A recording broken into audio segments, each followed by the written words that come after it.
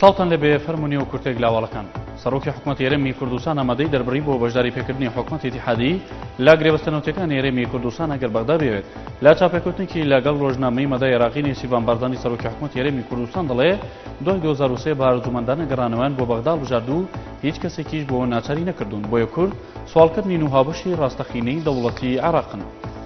ماوەسێ مانگە ژمارەی دەرچووی زانکۆ لەسەر میلەکی بەڕێوەبەتی گشتی پەروەردەی هەولێر ناویان هاتۆتەوە بۆ دامەزراندن بەڵام تا ئێستا مامەڵەکانیان وەستاوە ئەو دەرچوانەش باز لەوە دەکەن بەڵگەیانێ بە شێوەی نایاسایی و تەسکەی حزبی لە جێگەیەوان کەسانی دیکە دامەزرێنراون.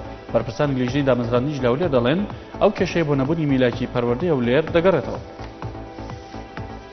لیژنەی کۆچ و کۆچبران لە ئەنجومەنی پارێزگای کەرکوک بە هەمانگی لەگەڵ دایرەی کۆچ و کۆچبرانی پارێزگا بڕیاریدا دەست بە تۆمارکردنی و خێزانانە بکات کە لە شارەکانی دیکەی عێراق خەواتون و لە کەرکوک نیشتەجێ بوون و تا ئێستا تۆمار نەکراون. سەرچاوێک لە لیژنەی کۆچ و کۆچبران ڕایگەیاند لیژنەی کۆچ و کۆچبران لە ئەنجومەنی پارێزگای کەرکوک بڕیاریدا دەستکرێ بە تۆمارکردنی ناوی ئەو خێزانانەی لە نێوان ساڵانی 2006 بۆ 2008 هاتوونە تا کەرکوک و نیشتەجێ بوون و ماوەی دە ڕۆژیش مەڵە بدرێتەوە خێزانانە بۆ ئەوەی لای لیژنەی کۆچ و کۆچبران ناوی خۆیان تۆمار بکەن. دوای گفتوگۆکانی لەگەڵ بەرپرسانی تورکیا ساڵح موستیم ماوسەرۆکی پێدە ڕێگەیان سەرقاڵی پێگەێنانی ئەنجومەنێکن بۆ بەڕێوەبردننی ئیدارەیەکی کاتی لە ناوچە کوردەکانی سووریا. ساڵح موستیم ماوسەرۆکی پارتی یەکێتی دیموکراتی پێدە کە ئێستا بەسەردانە لە تورکیایە بە ڕۆژنامەی حایەتی لەندەنی ڕاگەیاند سەردانەکەی بۆ تاوکردنی گفتوگۆکانی سەردانی یەکەمێتی لەگەڵ بەرپرسانی تورکیا وتیشی هیچ هەندێک ئاماژە هەیە بۆ پاشگەزبوونەوەی تورکیا لە یارمەتیدانی گروپە چەکدارەتونڕەوەکانی سووریا. لە دوای پێدانی ڕێنمایەکان لەلایەن حکوومەت هێرێمی کوردستان بۆ ڕێبەرایەتی ئەمەری سێمانی دەست دەکات بە پێدانی فۆرمی دامەزراندن بۆوانەی لە خولی دووەم لە ساڵی ڕابردوو لە زانکۆ پەیمانگەکان دەرچوون. محمود عوسمان بە ڕێبەری ئەمەری سێمانی بێناڵتی ڕاگەیاند فۆرمی دامەزراندن نادرێ بە دەرچوانی ئەم ساڵی زانکۆ پەیمانگەکان وتیشی هەندێک فەرمانگە پێویستیان بە هەندێک پسپۆڕی هەیە کە لە دەرچوانی ساڵانی ڕابردوو دانیە ئەو کاتە بەپێی پسپۆڕەکان دەرچوانی ئەم ساڵ بانگێش دەکرێن و دادەمەزرێت.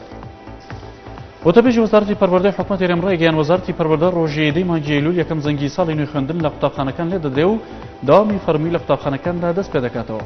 هاجر داوود ئاماژەی بۆ شتێکە لە چوارچێوەی پلانەکانی وەزارەتی پەروەردەدا ئەمساڵ داوامی قوتابخانەکان سە کاژمێر زیاد دەکرێت لە سەرجەم قوتابخانەکانی هەرێمی کوردستان. کاژمێر زیادکراوەکانیش داوامی قوتابخانەکان دابەش دەکرێت بەسەر کورسەکانی خوێندندا و پێداچوونەوەش بۆ پشووی قوتابخانەکان دەکرێت. چەند سەرچاوەیەکی دیبلۆماتی خۆراوە لە واشنتۆنەوە ڕای دەگەێنن لە ماوەی ڕابردوودا توندوتیژەکانی ناوخۆی عێراق و سووریا دەستبەردانی هەرێمایەتی زۆریان بەخۆوە بینیوە بە شێوەیە کە مەترسی بەرپابوونی شەڕێکی مەزەبی گەوری لێ دەکرێت لە شێوەی شەڕی عوسمانیەکان و سەفەویەکان لە سەدەی 16ام. ئەو سەرچاوە دیبلۆماتیانە ڕوونیان کردەوە لە دیارترینەوەی هێزە هەرێمیەتیانەی کە دەستیان هەیە لە زیادبوون و فراوانبوونی توندوتیژەکان پێگاتون لە ئێران، عەرەبستانی سعودی و تورکیا و ئوردون. یوسف قەرزاوی بانگخواز کە بە مەرجەعی ڕوحی کۆمەڵی خوان موسلیمی دادەنرێت لە نامەیەکدا بۆ میسرەکان داوای لێکردن لە ماڵەکانیان بستنە دەرەوە بەرەو شەقەمەکان بچن.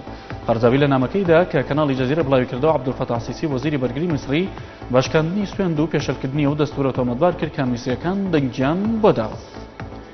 لە کاردانەوەی کوژدانی دایان خۆپشاندەری لانگرانی محەممەد مورسی محەممەد بەڕادعی جێگری سەرۆکۆماری کاتی میسر دەستی لە کارکێشایەوە بە پێی زانێرەکانیش بەڕادعی چۆڵکردنی مەیدانەکانی لە ڕێی هێزی ئەمنیەوە ڕەت کردوتەوە.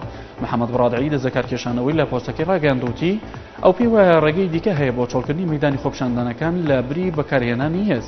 کورتێک لە واڵەکانتان پێشکەش کرا کامەرام.